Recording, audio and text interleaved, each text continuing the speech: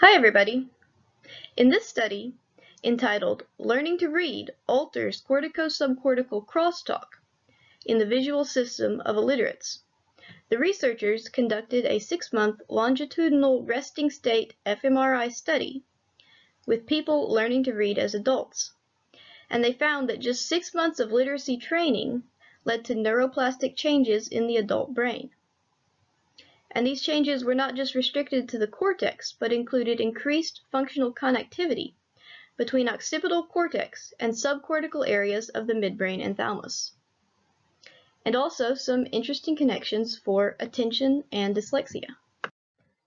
Previous studies have shown that literacy training leads to changes in hemodynamic brain activity when perceiving print and enhanced functional selectivity to print. The researchers state that these findings have revealed the important insight that literacy-related training triggers cognitive adaptation mechanisms manifested in increased bold response during print processing.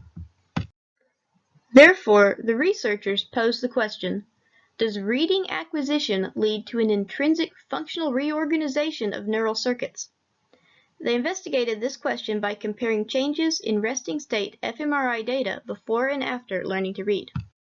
The participants included 30 illiterate Hindi-speaking adults from 2 rural villages near Lucknow, India. 21 of these made up the training group, who were trained by a professional reading teacher for 6 months using their native Devanagari script. Both groups were tested on letter naming and word reading abilities before and after the training period. This table from the paper shows the participant information as well as the results of the literacy assessment. It compares the trained and the untrained group, and you can see when tested on naming letters, there was a significant improvement after training. The untrained group, they were not trained, so they did not significantly improve. And word reading, you can see that the trained group improved and the untrained group did not. There was no significant difference between the groups before training. All participants were scanned before and after the training period by lying in the scanner with their eyes closed, and the bold response was measured at rest. First, they performed an unbiased network centrality analysis to assess functional connectivity between each voxel and every other voxel.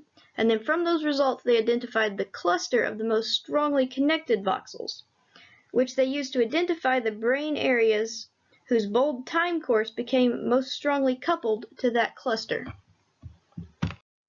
The cluster identified reached from the right superior colliculus of the brainstem to the bilateral pulvinar nuclei of the thalamus, as can be seen in 3 different angles here in these scans.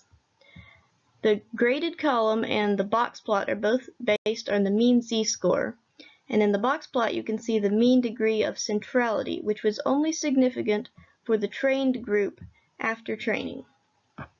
So what we are seeing is an increase in hemodynamic activity at rest in this cluster.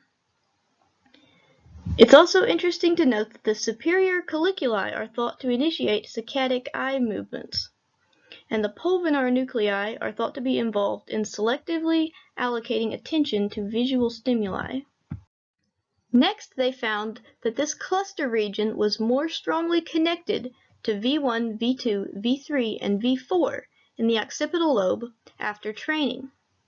The box plot shows the mean functional connectivity, which only increased significantly in the training group after training.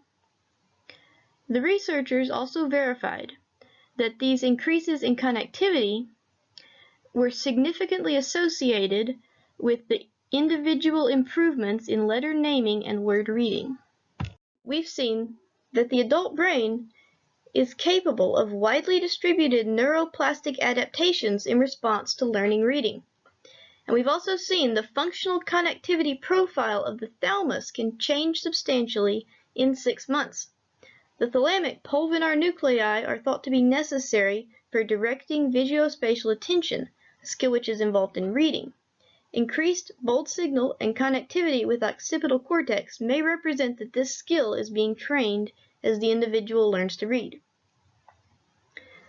Furthermore, visuospatial skills in pre-literate children are a known predictor of later reading outcome. Thalamic abnormalities are also known to be involved in dyslexia.